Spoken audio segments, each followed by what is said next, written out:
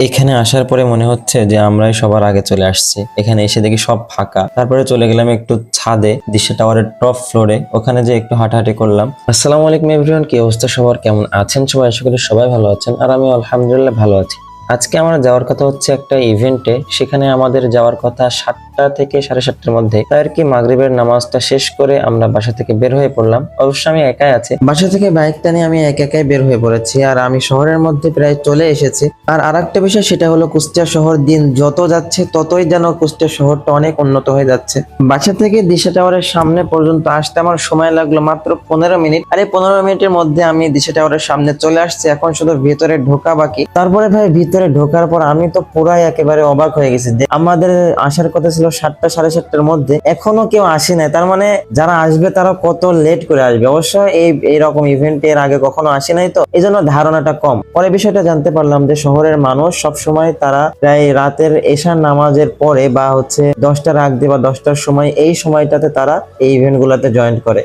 এখন আর কি করব, এখন তো আর বাসায় চলে যেতে পারছি না। কোনো উপায় না পেয়ে আমরা কয়েকজন মিলে বাইরে বসেছিলাম। আবার আমাদের একটা দুর্ভাগ্য হলো, সেটা আমরা যখন আসছি তার কিছুক্ষণ আগে এসি গুলা নষ্ট হয়ে গেছে। তারপরে ওখানে আমাদেরকে যে ভাই এই ইভেন্টে ইনভাইট করছিল, সেই ভাইটা আমাদের জন্য এত পরিশ্রম করতেছে, নানান রকম দিক তাকে দেখতে হচ্ছে, সব রকম দিক তাকে হ্যান্ডেল করতে হচ্ছে, সবটা ম্যানেজ করে। এখানে আবার এসি নষ্ট হয়ে গেছে, এসি গুলাও ঠিক করার জন্য তৎক্ষণাৎ মানুষ নিয়ে এসে কিছুক্ষণের মধ্যে এসি গুলো ঠিক করে দিল। তারপরে কিছুক্ষণ আমরা বাইরে ওয়েট করার পরে এখন আমরা টেবিলে এসে বসলাম। কিছুক্ষণের মধ্যে হয়তো আমাদের খাবার সার্ভ করা শুরু করে দিবে। এদিকে আবার হঠাৎ করে কারেন্টটা গেল চইলা, একটু পরে আবার চলে আসলো। আবার একজন বলতেছে আমাদের পল্লী বিদ্যুৎই তো এর থেকে ভালো। আর আমি এখানে বসে বসে তাদের কথাগুলো শুনতেছিলাম, কিছু বলতেও পারছি না, একদম চুপচাপ বসে আছি।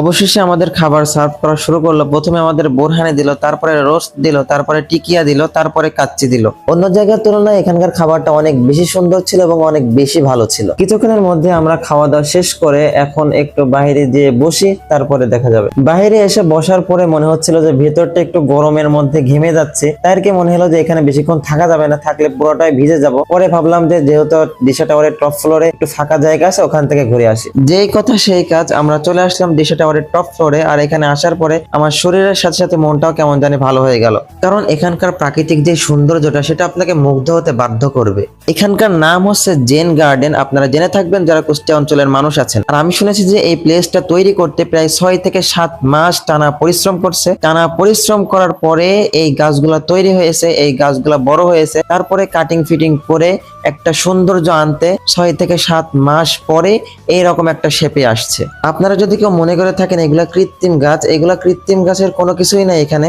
আপনারা এখানে আসলে দেখতে পাবেন এবং বুঝতে পারবেন যে এগুলা